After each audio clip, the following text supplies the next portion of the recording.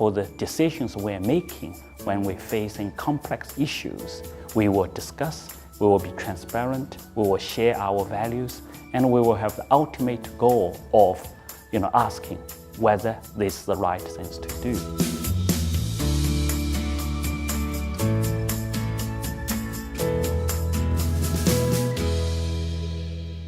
Hello, I'm Magali Laguerre-Wilkinson. Welcome to Ethics in Business in Their Own Words. ACCA, the Association of Chartered Certified Accountants, has teamed up with Carnegie Council and CFA Institute to produce this interview series launched in 2018 for Global Ethics Day. The series features global business leaders exploring how businesses are preparing for an ethical future in the face of challenges presented by globalization, technology, and human psychology. Today, we're talking to David Wu, visiting research fellow at the Center for Finance and Development, National Institute of Financial Research, Tsinghua University, Beijing, and Deloitte China Vice Chair, National Financial Service Industry Leader. Deloitte China provides a full range of services, including audit and assurance, financial advisory, risk advisory, and tax services to local, multinational, and growth enterprise clients in China. He's also the first Association of Chartered Certified Accountants member in China. You have some 30 years experience working in professional services in this industry. Obviously, the focus of your work has changed over that time, but ethics, the ethical focus of the work you do, has it changed over the years? I would like to explain the two layers of ethics in our profession. The first layer is do the work with good quality, and that's professionalism's foundation. And the second layer is to tell the truth and to share what should be broadcasted or to be transparent in the financial information. So in these two areas, to do work with quality and also to be transparent and have the courage to share whether it's bad news or the truth of the story behind the numbers. This has never changed. And you mentioned transparency. Is transparency the key to being ethical? Yes, I think so, because transparency is giving people a basis of trust so that information was shared in appropriate way. So those people who make decisions based on the information they know will have a sound basis to start with. And the transparency is an important part of the efficiency of financial market. What is the biggest ethical challenge for the profession now and in the future? I'll take a step back and say the biggest challenge for the profession is actually attracting the brightest people, the right talents into the profession. But the ethical challenge is obviously training these professionals to have professionalism in their behavior, in their day-to-day work. And that is also very challenging in China context because the profession is very young. We only introduced professional accountant from 1988, so about 30 years ago. So we have only trained arguably 3 generations of accountants. And to instill professionalism in everything we do requires a lot of attention, a lot of support, a lot of mentoring. And this, I think, is a challenge. You talk about mentoring. How do you, and it's a learning process probably for you too, because this is new in this market, as you say. How do you implement the bullet points of ethics when you're teaching the next generation? There are 2 ways. Of course, one is the textbook, but more important is in real practice. So everything we do, we will share and we will set examples. And for the decisions we're making when we're facing complex issues, we will discuss, we we will be transparent, we will share our values, and we will have the ultimate goal of asking whether this is the right things to do. So I think sharing and training in real work is the most important way to develop our talents in ethics. What role does your company play in the community? We are a leading professional services firm. We help our clients to solve their complex and important business problems. And through our work, we also build trust in the society. And all that we make an impact that matters in the society. How do you build the trust? In my day-to-day work as a professional accountant, I have to apply professional standards. I am very conscious of having an independent mindset, and I have the courage to share these informations with the right stakeholders. And these are the part and the parcel of building trust for the society. How does your company work to create diversity in the industries it serves? The diversity, there are more issues, but fundamentally it comes to the concept of inclusion. We embrace talents. My personal challenge to share, as we discussed so openly, is actually to treat women with equal respect and also give equal managerial opportunities or responsibilities to female. Because I came from an environment where my mother was not allowed to eat at the table as the men eat. So my mother and the sisters, they eat in the kitchen. So I grow in a situation that males are the people who make decisions. In my leadership development, I was diagnosed as a little bit lacking of consideration for female talents. And the female talents in professional accounting world are big part of talents. They work well in the situation, provide good solutions to complex issues. So I was asked to actually attend training courses. And then I realized I have these shortcomings. So now I have actually particularly becoming a friend of some female leaders. And each year we have in China, we have a women's festival, the March the 8th, that's the date, International Women's Day. Yes. And on that date, I'm always in some government organized events to stand up and help build a stronger leadership with females. So diversity for me in particular is to develop female talents. It's fantastic. I mean, you've come a long way. It is. To be very honest, I came from a poor family where, all the China, we don't have tap water. So in the morning I get up to wash my face. The water is provided to me by my older sister. So every morning my older sister takes the water to where I wash my face. So it's actually a long story to coming to where I am now, to realize and embrace female talents and to develop. It's a challenge for China as well, because if you see the communist government, we lacking of female leadership talents. So we need to develop that. On this point, how does your company work to support the minorities who are already in the workplace? So in this case, women.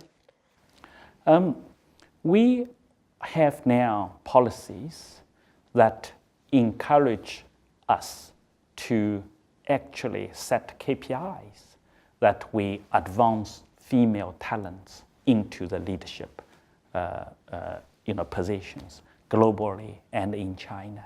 So at this moment, I think we are doing very well, and we identify female talents where we give them more coaching, and also by providing more flexible working hours to allow talented female leaders to go pursue what they want in their life, and then coming back to work as professional accountants.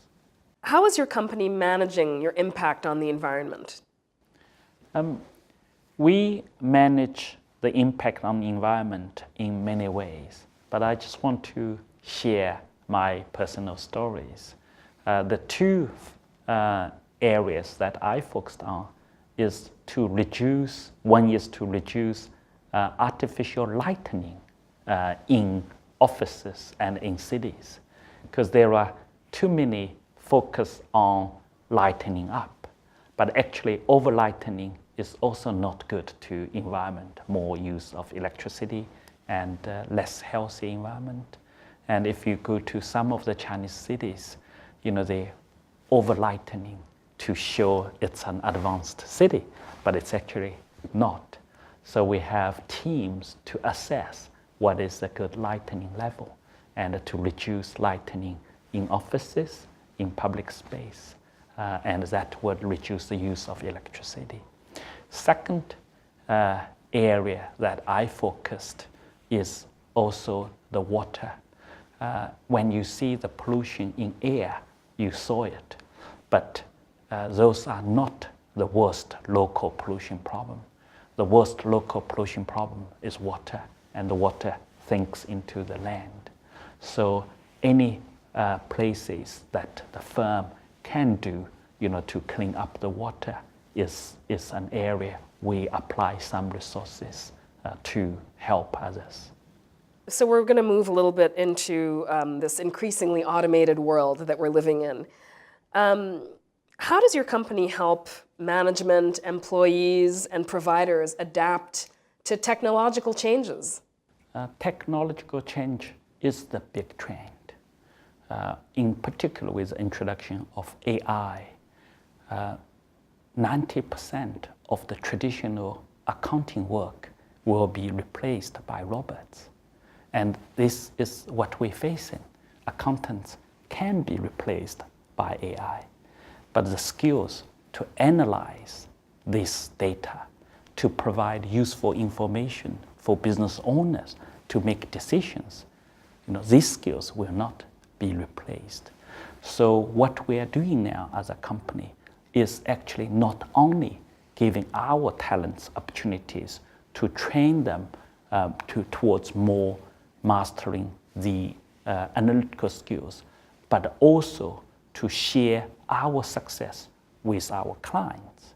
Let our clients know what will be automated, what can be introduced into their system to do their business more efficiently. But in the meantime, they know what is their core competency, what they should focus to develop their people. How is your company helping with the retraining of that management? Employees and providers will need to adjust to this automated world. So how do you reprogram people? In Deloitte, we have established a very good network of education grant for our clients and our own people. We have a network of Deloitte University. We have a network of Deloitte digital entities. And of this, we also opened a greenhouse where innovative ideas can be shared and developed. We opened these educational grants free of charge to our clients, introduce the management to coming to our places to go through what's in their mind, and then identify the gap for the companies to be a company of the future. Like ourselves, we're sitting here, but if we go to our Deloitte lab, it's a totally different concept, totally different conversation. We'll try to identify the gaps you and I have for servicing our clients in the future. And this is the framework that we want to share the society. And Deloitte want to be in the forefront of technology development and also have the human touch. And we can never forget about the human touch. And that includes some equality, for salary, and also how to equip humans with good technology. So these are challenge topics, but I'm confident that we are helping our talents and helping our clients to move to the right direction. How do you convince your employees that as much as we want to embrace AI because it's the future, but AI is not replacing the human touch?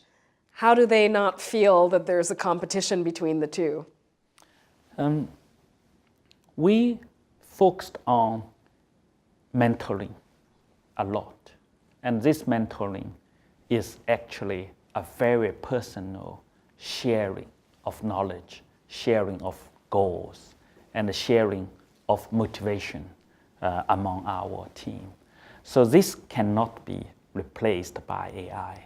And we believe this is the strength of a professional service firm.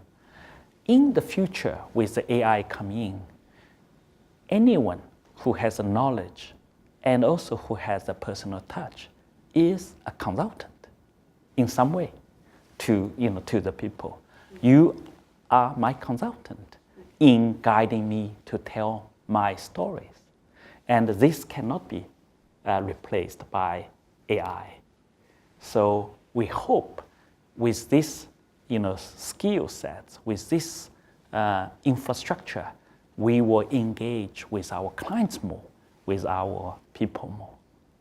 We know that the profession has a global code of conduct, the IFAC code that covers these 5 areas: integrity, objectivity, professional competence and due care, confidentiality, and professional behavior.